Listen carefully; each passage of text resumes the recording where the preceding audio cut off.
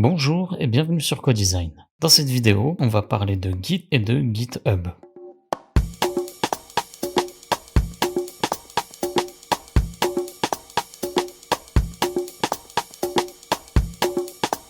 Git est ce que l'on appelle un outil de gestion de version, développé notamment par Linus Torvald, le créateur de Linux, qui permet notamment de gérer l'historique de ses projets en local, c'est-à-dire sur votre machine, via un logiciel.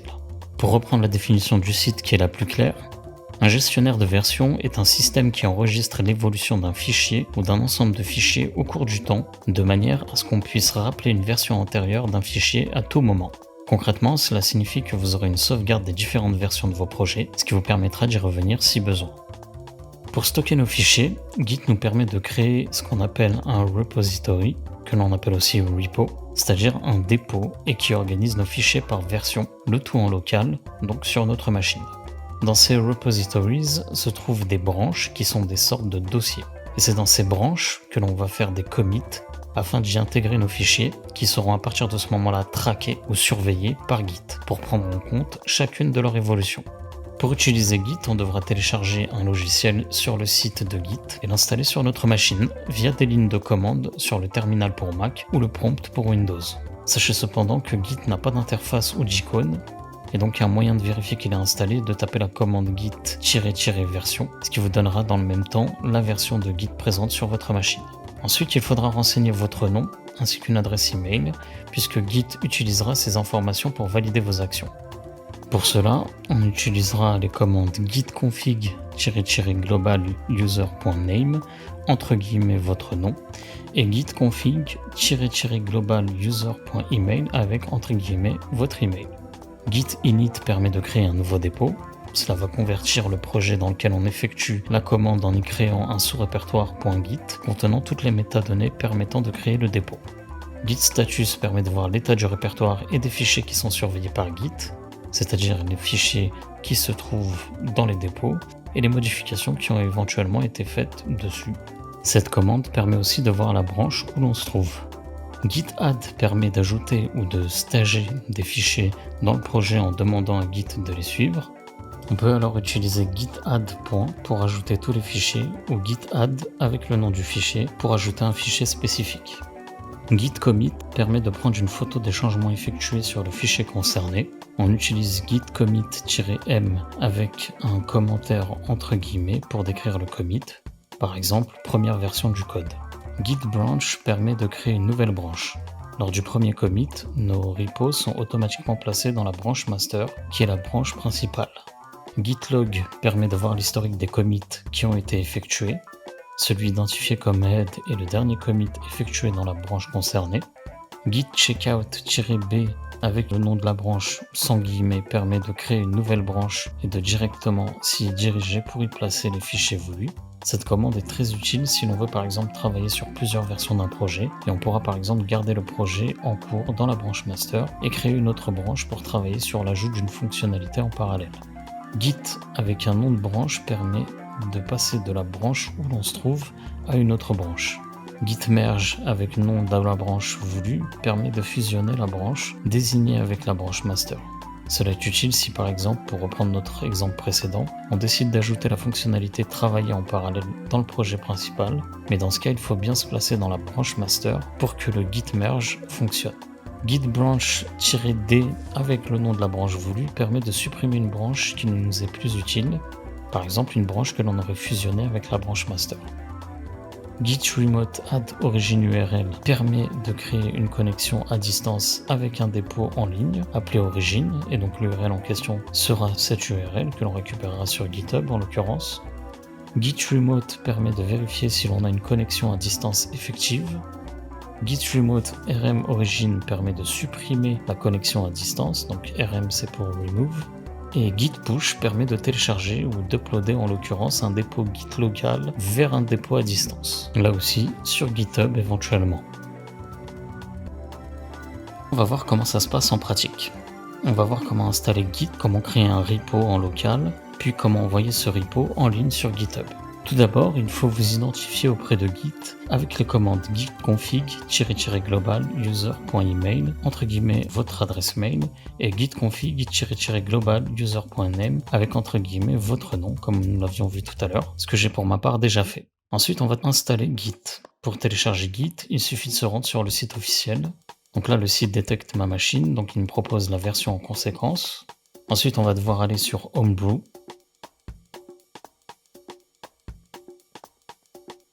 Puis on va utiliser le terminal pour taper la ligne de commande qui s'impose.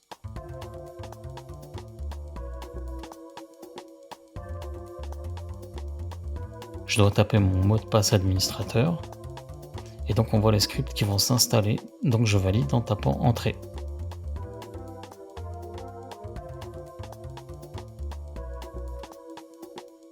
Et là vous voyez que l'installation est réussie. Ensuite on demande à Homebrew d'installer Git avec la ligne de commande prévue. Comme vous le voyez, Git est déjà installé dans ma machine, mais on va le réinstaller quand même pour que vous puissiez voir comment ça se passe. Donc je tape la commande de réinstallation de Git.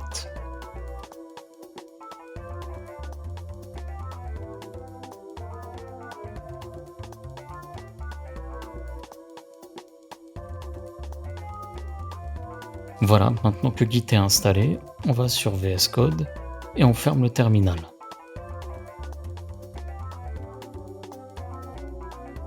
Alors là, si vous voulez voir le dossier .git, il faudra taper commande plus shift plus point sur Mac. Et pour Windows, il faudra aller chercher le dossier dans la zone de recherche de la barre des tâches, puis sélectionner afficher les fichiers et dossiers cachés dans les résultats de la recherche.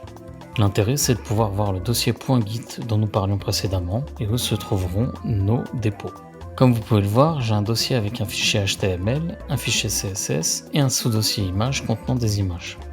Dans mon dossier principal, Social Icons Over en l'occurrence, j'ai fait un git init et vous pouvez voir que j'ai un message qui me dit que j'ai un dépôt git vide et en haut à gauche vous voyez le chiffre 9 qui correspond au nombre de fichiers en attente de traitement. Et je fais un git status qui me permet de voir qu'il n'y a aucun commit pour l'instant et que j'ai des fichiers non suivis, le fameux numéro 9 en haut à gauche qui correspond aux fichiers HTML et CSS, aux images et un fichier DSTore que Git va créer. Je vais donc faire un git add pour demander à Git de suivre ces fichiers.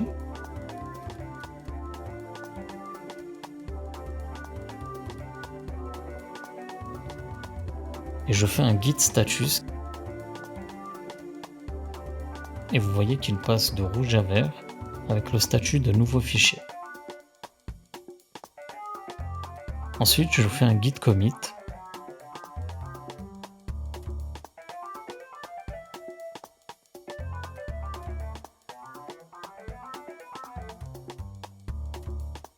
Et là, vous voyez que les photos ont bien été prises, puisque vous avez un Create Mode avec 9 fichiers changés et 70 insertions. Maintenant, je vais aller modifier mon fichier CSS.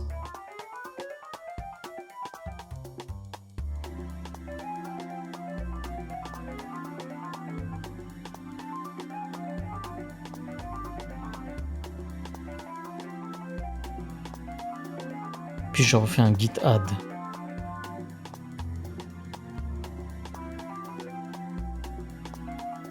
Et un git commit.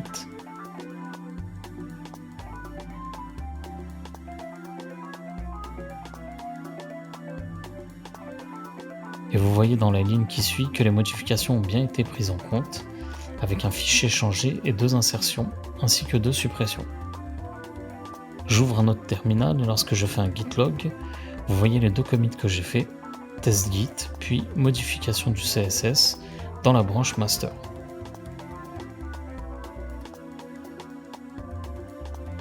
Je vais ouvrir un autre terminal et enlever l'ancien nouveau. Ça ne change rien, ça me permet juste d'avoir un terminal clean, mais j'aurais tout aussi pu taper la commande clear. C'est juste pour vous montrer que c'est possible. Donc vous voyez que la branche où l'on se trouve est par défaut précisée à plusieurs endroits. Mais on peut aussi taper git branch si on veut. Maintenant, imaginons que l'on veuille ajouter une fonctionnalité ou un élément, par exemple un fichier JavaScript, pour le tester parallèlement à notre projet principal. Si je fais un git checkout-b branche ajout, je bascule sur la branche ajout qui se crée comme précisé. Et en effet, en tapant Git branch, vous voyez les deux branches créées avec la branche active en vert. Maintenant, je vais ajouter un fichier JavaScript.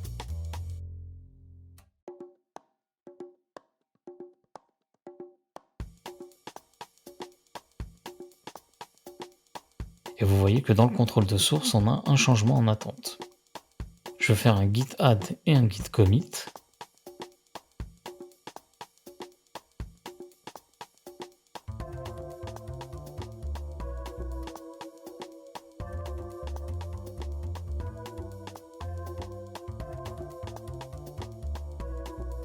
Ça prend bien en compte le fichier, mais comme je n'y ai rien ajouté ni enlevé, j'ai 0 insertion et 0 suppression.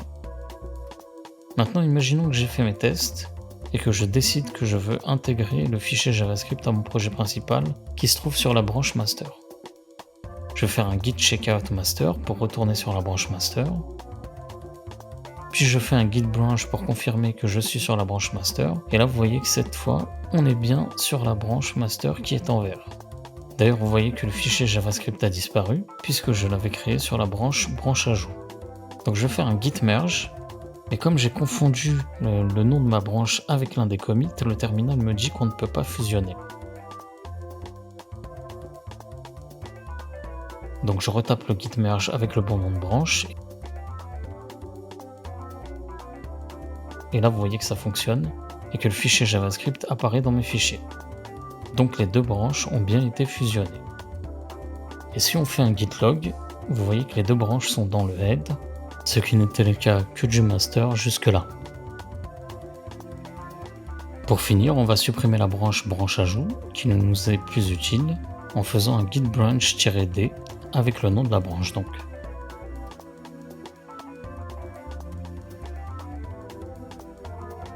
Et vous voyez que la branche est bien supprimée. Maintenant, on va vouloir mettre en ligne notre repo local sur GitHub. Git est aussi utilisable à distance via GitHub, qui est un outil en ligne permettant d'héberger vos dépôts. Et l'intérêt du combo Git plus GitHub est de pouvoir partager ses projets et de permettre à d'autres intervenants d'y participer en les modifiant ou en y ajoutant des fonctionnalités par exemple, ce que ne permet pas une utilisation en local seule. Pour cela, il faut créer un compte GitHub et vous pouvez utiliser la formule gratuite. Donc avant tout, vous allez devoir créer votre compte GitHub. Et comme vous voyez, on se trouve actuellement sur mon compte. Donc voyez le nom de mon compte ici. Et on va créer un nouveau dépôt que l'on va appeler TutoGit.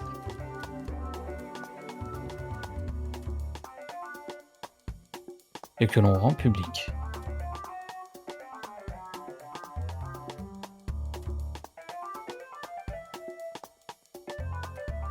Donc vous voyez que l'on vous propose des outils comme une version desktop de GitHub ou VS Code.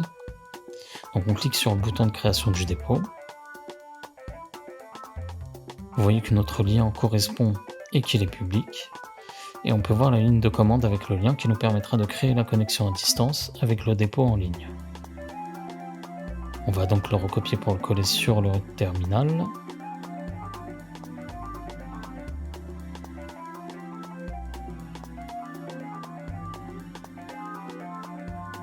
Ensuite, on fait la même chose avec la commande qui permet de choisir la branche principale.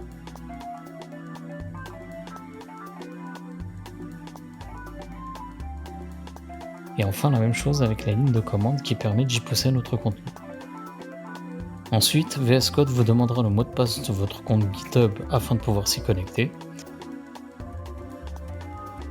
Mais si comme moi vous vous trompez, retapez la même ligne de commande et VS Code puis GitHub devrait vous permettre de confirmer la connexion via l'affichage d'une page sur GitHub et d'un pop-up dans VS Code.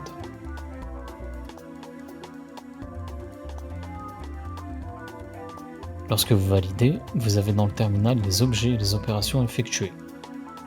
On va fermer cette fenêtre qui ne nous sert plus. Et lorsque l'on recharge la page, vous voyez que nos éléments qui ont été transmis apparaissent. On peut alors aller voir leur contenu et leurs caractéristiques.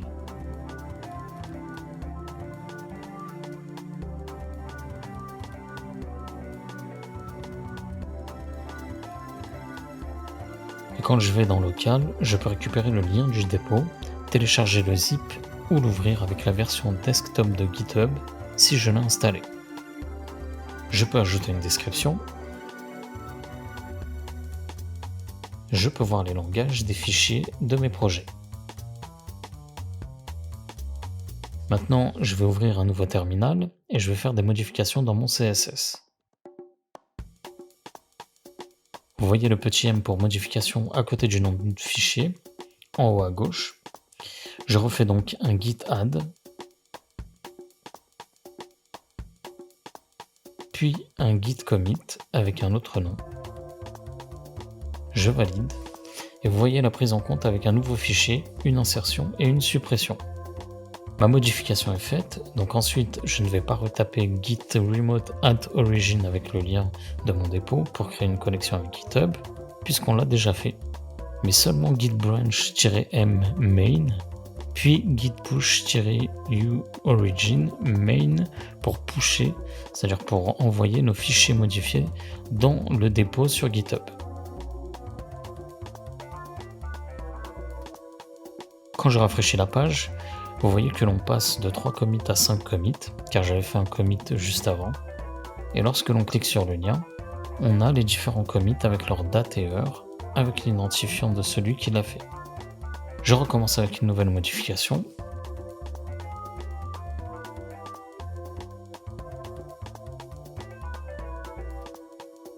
Avec les mêmes commandes.